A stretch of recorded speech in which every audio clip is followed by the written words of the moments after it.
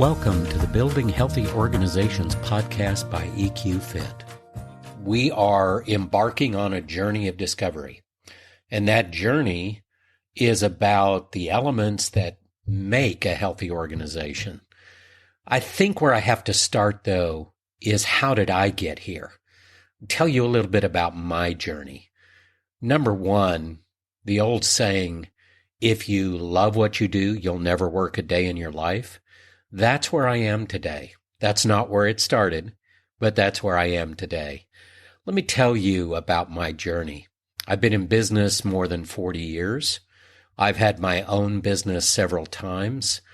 In the past 30 years, I've used the tools of psychology in helping organizations become more healthy, hire better, train and develop employees and leaders, and really focus in on measuring the things that are truly important.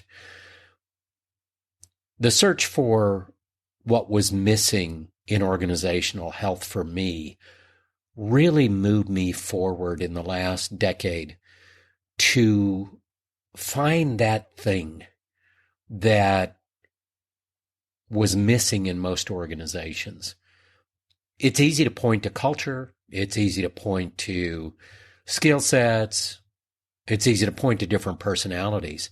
But those are only elements of what makes a healthy organization, or frankly, what leads to an unhealthy organization. But how do you bring it together? How do you pull together the disparate elements of organizational life to create the organizational health that you want? I had an epiphany a few years ago. Underneath every decision, underneath every behavior, are a set of emotions. If you drill down far enough, you'll find emotions driving those decisions, those behaviors. Now, I've had business owners come to me and say, there's no room in business for emotions. To which I said, I think I just saw one in you. The reality is, we cannot remove our emotional life from our logical life. Our brain has two halves. The left half more focused on logical, rational things, the right half more focused on creative and emotional things, well-being, balance, quality of life, different things that are so critical. Relationships. We get into relationships around enjoying being with other people. How do you build a friendship? How do you build a company? How do you build followership if you're a leader? Emotional intelligence is at the key. It's at the heart of all of this. And that epiphany really made me branch out on my journey to look at what's possible. What can we measure? How does it impact if someone knows what that looks like? If you can hold a mirror up for someone where they can see how the different emotional competencies that they have are impacting their decisions, their behavior, their leadership, their ability to work well as a team member. All of this is the pathway to better understand what's missing when we see organizations that are not as healthy as they would like to be or they should be.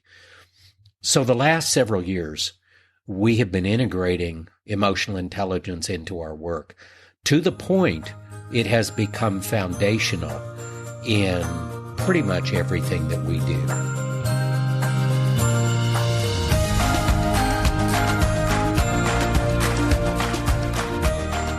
So let me start with a story. Not just my story, but a client story.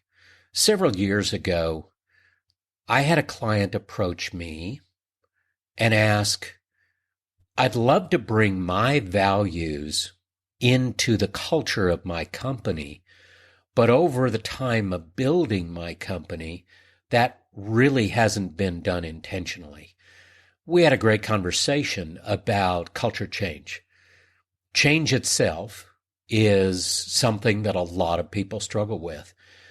But usually what I've found, if you give people a good reason why the change is necessary and show them the rewards that are possible through the change, the better pathway, the more enjoyable workplace, people are willing to come alongside you and help you in that change process. And make no mistake, it is a group effort. You can't do it on your own. So we went through a period of discovery. We looked at a variety of different elements within the organization. We did kind of a hybrid of a organizational diagnosis, the old way of doing it, but also used some tools of psychology to help us better understand where are people today? What are their thoughts? What are their feelings? We did some leadership 360s to get a feel for what leaders thought about themselves, but also what other people were saying about their leadership. You know what we found? We found things that we find in a lot of organizations who are struggling with organizational health. We found toxicity in some places. We found a lack of engagement, engagement being defined as the emotional commitment that somebody has to the effort. How much are they putting in? Are they putting their whole self into the work effort? There were poor communications going on, ineffective hiring practices, almost a revolving door kind of approach to hiring.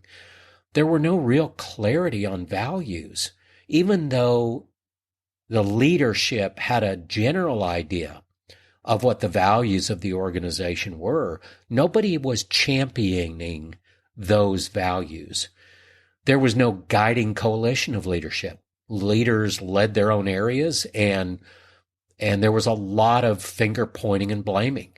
And we all know how unproductive that is. There was no effective feedback process. And to have a good feedback process, you really have to create psychological safety, a place where people can come, be a part of something, understand that their comments, their questions are not going to be ridiculed, are not going to be put down, and that they have a right to speak. And we also found that underneath all of these elements were a set of emotional detractors that were keeping the organization from making the changes they needed to make and being able to achieve the culture that they wanted to work and live in. One of the quotes I'll always remember is from a good friend and author, Larry Solomon. He says, "People jump to their own confusions." I love that quote. And it's so indicative of so many organizations where when there isn't enough information, people fill in the blank with stuff they make up. And that's reality. That's human beings are meaning makers. And I think we have to be aware that underneath that is going to be what we call confirmation bias, or just a bias toward themselves, being more positive, making up that story that they look better than those around them.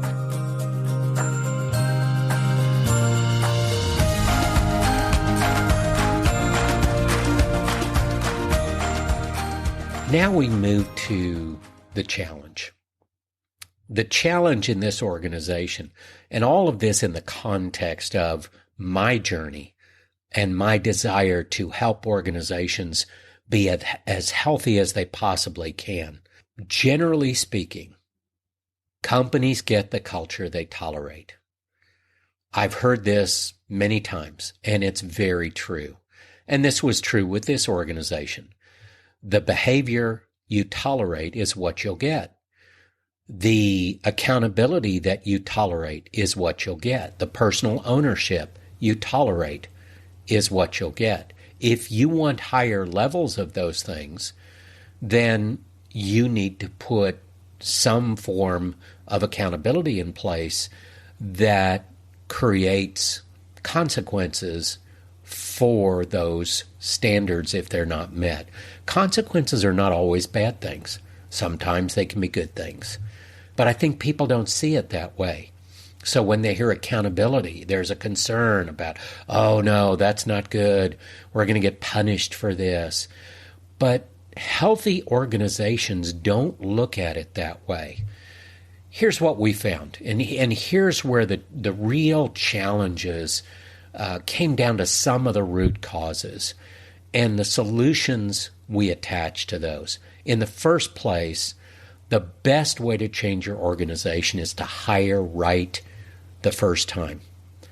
Create a process that allows you to hire the right people. And when I say that, the right people, the right fit, what I'm talking about is not just the needs of the position, the needs of the team, the needs of the organization, the needs of the culture, all of those things in the hiring process. The second thing, which was very clear, is enhance leadership. How do we enhance leadership? We develop it. We grow it. We see where leaders are today, and we help them move forward to become a better leader tomorrow. By the way, my definition of leadership, people learn to lead themselves well first, then they lead other people. If you can lead yourself well, you can lead other people well. And that is a very defined methodology for leadership development that we have put in place and has been extremely successful for many of our clients. Number 3, create that psychologically safe environment for feedback. Without a psychologically safe place for people to provide feedback, this is what you're going to get. You're going to see the same problems happen over and over with no long-term fix. A lot of short-term fixing, but no long-term solutions. You're also going to have people hold back. They're not going to necessarily be fully engaged. And we know from research, an engaged employee will give you 2 to 4 times the productivity of a non-engaged employee or a neutral employee. Another thing that was critical with this client, we had to bring clarity and focus to shared goals and values. Until people bought into that, do we agree with the goals? Do we agree with the values? Can we rally around those things? Until that happens, it's very difficult to get the changes and the transition that you want, and really more of a transformation. It's one thing to change and then things change back. We're looking for transformation. How do we become the butterfly from the caterpillar and not go back? Another thing that was very important for this organization was to create the right metrics. I'm sure you've heard the old phrase, what gets measured is what gets done. There's a great deal of truth to that. So when you look at measures and metrics, KPIs, those kinds of things, make sure that you're measuring what truly matters. Are these key activities that will lead to the right productivity? And the last thing I'll say about the solutions part of this is develop everyone. Don't just take 1 or 2 leaders and try to develop them on that developmental pathway. I read a great book a while back, probably a couple of years ago, called An Everyone Culture, Becoming a Deliberately Developmental Organization. There was something in that book that just struck me extremely strong, and that was this quote. In most organizations, everyone is doing a second job no one is paying them for.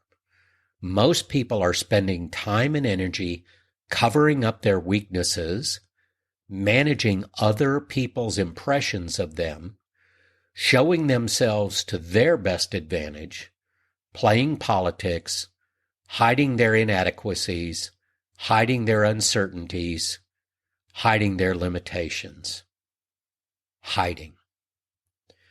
Imagine recapturing this energy for the good of the organization and its employees.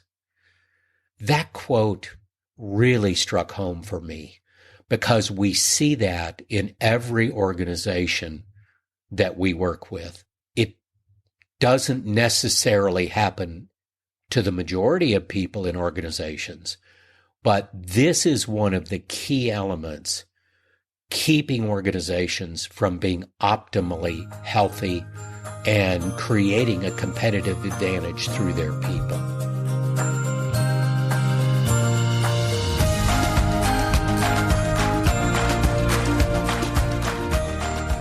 So let's finish up today with the solution. Where did we take this? What happened?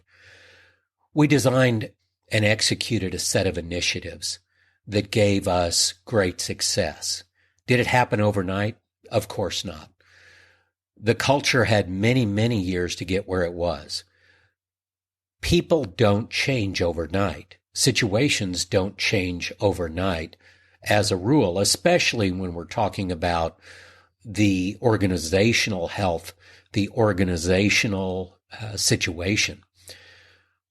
We have to remember, we have to give organizations and people time to make the changes and transformation desired.